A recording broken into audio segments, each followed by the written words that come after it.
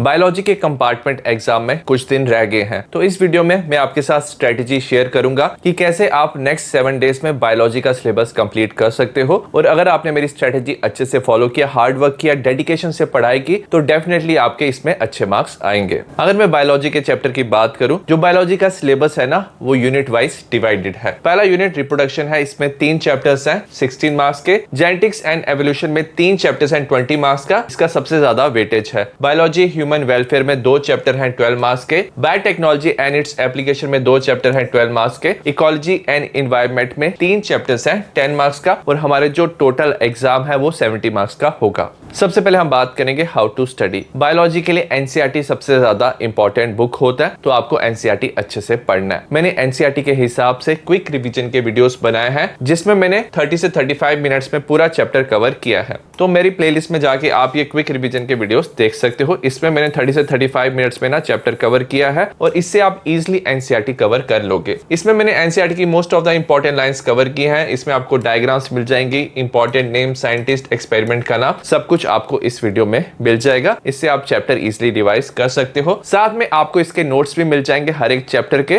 तो ये नोट्स आप डाउनलोड कर सकते हो। इसका पीडीएफ आपको टेलीग्राम पे मिल जाएगा, जिसका लिंक डिस्क्रिप्शन में है। बायोलॉजी के एग्जाम में ना अगर आप डायग्राम बनाते हो ना, तो आपको ज्यादा मार्क्स मिलने के चांसेस होते हैं। तो आपको डायग्राम अच्छे से प्रैक्टिस करना है। तो आपको इंपॉर्टेंट डायग्राम, ग्राफ, सारी चीजें अच्छे से प्रैक्टिस करना है। कभी कभी आपको डायग्राम दिया होता है, आपको लेबलिंग करनी होती है। पेडिग्री एनालिसिस से क्वेश्चन आ सकता है, ग्राफ से क्वेश्चन आ सकता है, ओव्यूल ग्रोथ का PBR 322, तो यहाँ से क्वेश्चन आते हैं। तो आपको ग्राफ, डायग्राम अच्छे से प्रैक्टिस करना है। तो मैंने एक बायोलॉजी के लिए सेपरेट प्लेलिस्ट बनाया हुआ है, जिसमें आपको 40 MCQs, case based question, pedigree analysis, most important diagram, इसका पीडीएफ आपको टेलीग्राम पे मिल जाएगा। आपको abbreviation, scientist, numericals, definition, important difference, तो यहाँ से भी ना आप बाकी टॉपिक ना रिवाइज कर सकते हो। अगर आपको किसी भी टॉपिक में प्रॉब्लम आता है, तो आप ये जो प्लेलिस्ट है वहां से वो टॉपिक रिवाइज कर सकते हो। नेक्स्ट आपको ना लास्ट 10 इयर्स के PYQ प्रैक्टिस करने हैं। अगर आपके पास सपोज कोई बुक है, वहां से आप प्रैक्टिस कर सकते हो। नहीं तो मैंने वीडियो भी बनाया है, इसका पीडीएफ भी आपको टेलीग्राम पे मिल जाएगा। तो आपको प्लेलिस्ट मिल जाएगा इंपॉर्टेंट PYQ का।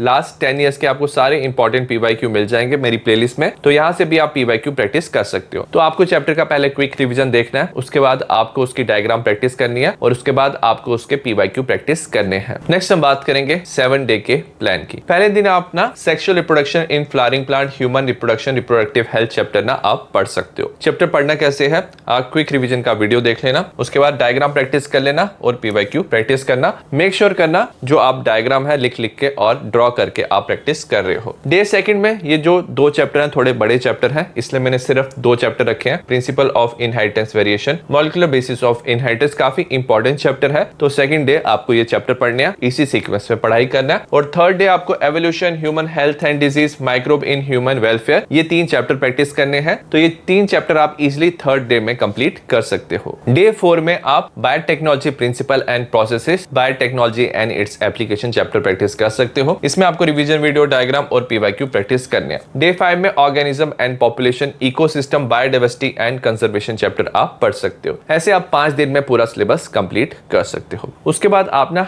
डे 6 में अगर आपका कोई चैप्टर रह जाता है, वो आप चैप्टर पढ़ सकते हो डे 6 में, और उसके साथ आपको पूरा रिवीजन करना है। सारे चैप्टर्स की आपको क्या करनी है, एक बार अच्छे से रिवीजन करना है 6 डे में। अगर मैं डे 7 की बात करूं, तो ऑलरेडी आपने 2 बार चैप्टर अच्छे से रिवाइज किए हुए हैं। तो डे 7 में आपको ना PYQ, जितने भी मैंने PYQ कराए हुए हैं, पीडीएफ के साथ आप प्रैक्टिस कर सकते हो। और एक और जो मेरी प्लेलिस्ट है ना, वहां से आप वीडियोस देख सकते हो। उसमें MCQs आप प्रैक्टिस कर सकते हो, केस बेस्ड क्वेश्चन, न्यूमेरिकल्स, बाकी भी जितनी भी चीजें रह गई हैं, वो सारी चीजें आप प्रैक्टिस कर सकते हो। तो ऐसे आप 7 डेज में पूरा जो बायोलॉजी है वो एटलीस्ट 3 बार पूरा अच्छे से रिवाइज कर सकते हो। आई होप आपके लिए ये वीडियो यूजफुल रहा हो। तो नेक्स्ट 7 डेज में अगर आपने ये स्ट्रेटेजी फॉलो किया, डेडिकेशन से पढ़ाई किया, तो डेफिनेटली आपके अच्छे मार्क्स आएंगे। डायग्राम जरूर आप अच्छे से प्रैक्टिस करना, और एग्जाम में जितना भी डायग्राम हो सके उतना बनाने की कोशिश करना, आपको ज्यादा मार्क्स मिलने के चांसेस होंगे। See you in the next video, bye.